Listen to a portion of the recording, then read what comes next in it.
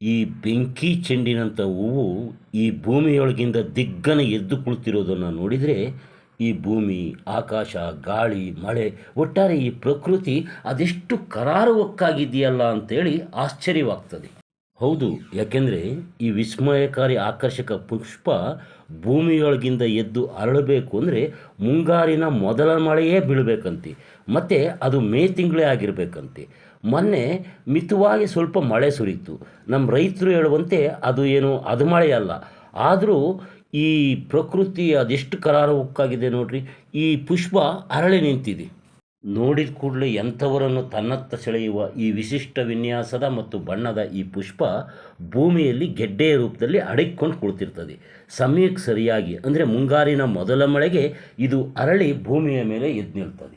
ಈ ವಿಶಿಷ್ಟ ವಿನ್ಯಾಸದ ಆಕರ್ಷಕ ಪುಷ್ಪವನ್ನು ಈ ಉದ್ಯಾನವನಗಳಲ್ಲಿ, ಮನೆ ಅಂಗಳದಲ್ಲಿ ಅಲಂಕಾರಕ್ಕಾಗಿ ಬೆಳೆಸೋದನ್ನು ನೀವು ನೋಡಿರ್ಬೋದು. ಆದರೆ ನನಗೆ ಇದು ಯಾವುದೇ ಮನೆ ಅಂಗಳ ಅಥವಾ ಉದ್ಯಾನವನಗಳಲ್ಲಿ ಕಾಣಲಿಕ್ಕೆ ಸಿಗಲಿಲ್ಲ.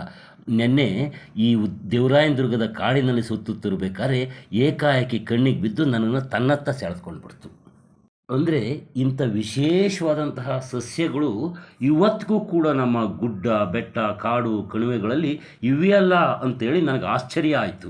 ಇಂಗ್ಲೀಷ್ನಲ್ಲಿ football lily, blood lily, May flower ಅಂತೆಲ್ಲ ಕರೆಯುವ ಈ ಪುಷ್ಪವನ್ನು ಸಸ್ಯ ವಿಜ್ಞಾನದ ಪ್ರಕಾರ ಬಟಾನಿಕಲ್ ನೇಮು ಸ್ಯಾಡೋಕ್ಸಸ್ ಅಂತ ಹೇಳಿ, ಇದರ ಕುಟುಂಬ ಅಮರಿಲ್ಲಿ ಡಿಯೋಡಿ ಅಂತ. ಇದೊಂದು ಉಷ್ಣವಲಯದ ಸಸ್ಯ ಆಗಿದ್ದು ಇದರ ಮೂಲ ದಕ್ಷಿಣ ಆಫ್ರಿಕಾ. ಅಲ್ಲಿಯ ಕಾಡು ಗೆಡ್ಡೆ ಗಿಡ ಇದಾಗಿದೆ. ಈ ಪುಷ್ಪ ಅರಳಿದಾಗ ಅಲ್ಲಿಯ ಪರಿಸರದ ಅಂದ ಚಂದವನ್ನು ಹೆಚ್ಚೋದ್ರ ಜೊತೆಗೆ ನೋಡುಗರ ಮಾನಸಿಕ ಒತ್ತಡವನ್ನು ಕೂಡ ಕಡಿಮೆ ಮಾಡ್ತದೆ ಅಂತ ಹೇಳ್ತಾರೆ. ಇಷ್ಟಲ್ಲದೆ ಈ ಪುಷ್ಪಕ್ಕೆ ಒಂದು ದೈವಿಕ ಆಕರ್ಷಣೀಯ ಮತ್ತು ದೈವಿಕ ಗುಣವೂ ಇದೆ ಅಂತೇಳಿ ಈ ಆಧ್ಯಾತ್ಮಿಕ ಆಸಕ್ತಿಯುಳ್ಳ ವ್ಯಕ್ತಿಗಳು ಹೇಳ್ತಾರೆ. ತಲೆನೋವು ಸೇರಿದಂತೆ ಕೆಲವೊಂದು ಕಾಯಿಲೆಗಳಿಗೆ ಈ ಪುಷ್ಪದಿಂದ ಔಷಧಿಗಳನ್ನು ಕೂಡ ಆಯುರ್ವೇದ ವಿಜ್ಞಾನ ಮತ್ತು ಸಾಂಪ್ರದಾಯಿಕ ಔಷಧಿ ಪದ್ಧತಿಯಲ್ಲಿ ತಯಾರು ಮಾಡ್ತಾರೆ ಅಂತಲೂ ಕೂಡ ಹೇಳಲಾಗ್ತದೆ. ಈ ವಿಶಿಷ್ಟ ವಿನ್ಯಾಸದ ಆಕರ್ಷಕ ಪುಷ್ಪವನ್ನು ನೋಡಿದ ಕೂಡಲೇ ಹತ್ರಕ್ಕೆ ಹೋಗಿ ನೋಡೋಣ ಅಂತ ಹೇಳಿ ಅನ್ನಿಸ್ತದೆ. ಆಗ ಹತ್ರಕ್ಕೆ ಹೋಗಿ ನಾವು ನೋಡ್ತೀವಿ. ನೋಡಿದಾಗ ಸ್ವಲ್ಪ ಮುಟ್ಟೋಣ ಅನಿಸುತ್ತೆ, ಹಾಗೆ ಮುಟ್ಟೂ ಬಿಡ್ತೀವಿ. ಆದರೆ ಮುಟ್ಟಿದ ನಂತರ ಈ ಕೈ ತೊಳ್ಕೊಳ್ಳೇಬೇಕು. ಯಾಕೆಂದರೆ ಇದು ವಿಷಕಾರಿ ಅಂಶಗಳನ್ನು ಒಳಗೊಂಡಿರುವ ಪುಷ್ಪ ಅಂತ ಹೇಳ್ತಾರೆ. ಅಂದರೆ ಅಲ್ಕಲಾಯ್ಡ್ ಎಂಬ ವಿಷಕಾರಿ ಅಂಶ ಈ ಪುಷ್ಪದಲ್ಲಿ ಇರ್ತದೆ ಅಂತ ಹೇಳ್ತಾರೆ.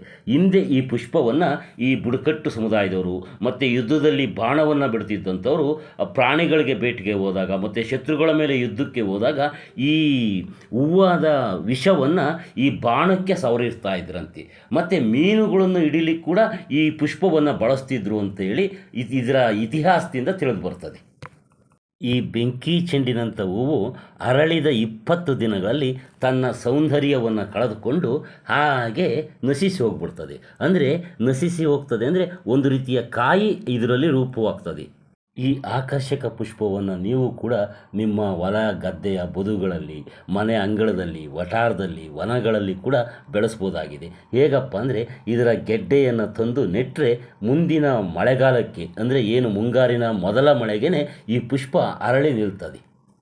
ಈ ವಿಶಿಷ್ಟ ವಿನ್ಯಾಸದ ಬೆಂಕಿ ಚೆಂಡಿನಂಥ ಈ ಪುಷ್ಪವನ್ನು ನೋಡಿದಾಗ ನಿಮಗೂ ಕೂಡ ಇಷ್ಟವಾಗಿಯೇ ಇರ್ತದೆ. ಹೀಗಾಗಿ ನಾನು ಕೇಳಲಿಲ್ಲ ಅಂದರೂ ನೀವು ಲೈಕ್ ಕೊಟ್ಟೇ ಕೊಡ್ತೀರಿ, ದಯಮಾಡಿ ಕೊಟ್ಬಿಡಿ. ಹಾಗೆ ನಿಮ್ಗೇನು ಅನ್ನಿಸ್ತು ಅಂತ ಕಾಮೆಂಟಲ್ಲಿ ತಿಳಿಸಿ. ಮತ್ತು ಈ ವಿಡಿಯೋವನ್ನು ಶೇರ್ ಮಾಡಿ ನಿಮ್ಮ ಸ್ನೇಹಿತರಿಗೂ ಕಳಿಸಿ, ಅವರು ಕೂಡ ಈ ಬಗ್ಗೆ ತಿಳಿದುಕೊಳ್ಳಿ. ಮತ್ತು ನೀವು ನೋಡುತ್ತಿರುವ ಈ ನೇಟಿವ್ ನೆಸ್ಟ್ ಯೂಟ್ಯೂಬ್ ಚಾನಲ್ಗೆ ಇನ್ನೂ ಸಬ್ಸ್ಕ್ರೈಬ್ ಮಾಡ್ಕೊಂಡಿಲ್ಲ ಅಂದರೆ ದಯಮಾಡಿ ಈಗಲೇ ಸಬ್ಸ್ಕ್ರೈಬ್ ಮಾಡ್ಕೊಳ್ಳಿ. ಈವರೆಗೆ ಈ ವಿಡಿಯೋ ನೋಡಿದ ನಿಮಗೆ ನಮಸ್ತೆ ನಮಸ್ತೆ ನಮಸ್ತೆ.